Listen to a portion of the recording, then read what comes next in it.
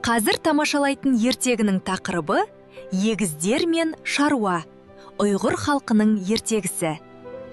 Ертегінің мақсаты оқушыларға еңбектің маңызын түсіндіру. Тамашалаңыздар. Ерте заманда бір падишахтың егіз ұлдары дүниеге келеді. Ұлдарым менің, аман болыңдаршы. Біз ер жетіп, сымбатты жігіт болдық. Біз күштіміз. Әкемізді қуантамыз. Бүгін біздің тәбетіміз жоқ. Басым ауырып тұр. Тамақта ішкім келмейді. Емші не болды балаларға? Білмедім, себебін таба алмадық. Әке, біз басқа елге барып емделіп келейік. Жарайды балам, аман есен барып келіңдер. Бауырым, бізге көмектесетін бір жан кездессе жақсы болар еді, я. Мырза, мұнда не істеп жүрсіз? Еңбек етіп жатырмын, балалар. Сізде тәбет ашатын дәрі бар ма? Бар, бірақ алдымен екеуің маған көмектесіңдер. Жарай ма, балалар? Біз сізге көмектесеміз.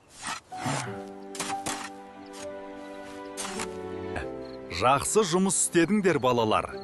Енді біздің үйден дәм татыңдар. Үйге қонақтар келді. Мол қылып палау жасап жібер. Қош келдіңдер, балалар. Дастарханнан дәм татыңдар.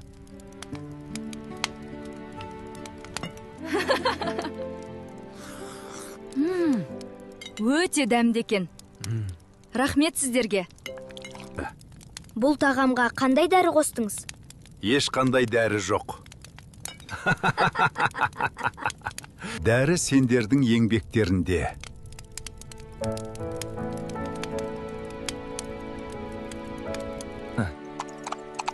Еңбек еткен адамға ем екен.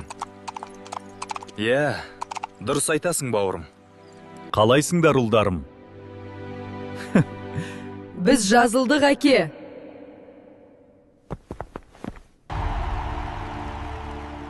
Еңбек денсаулықтың кепілі.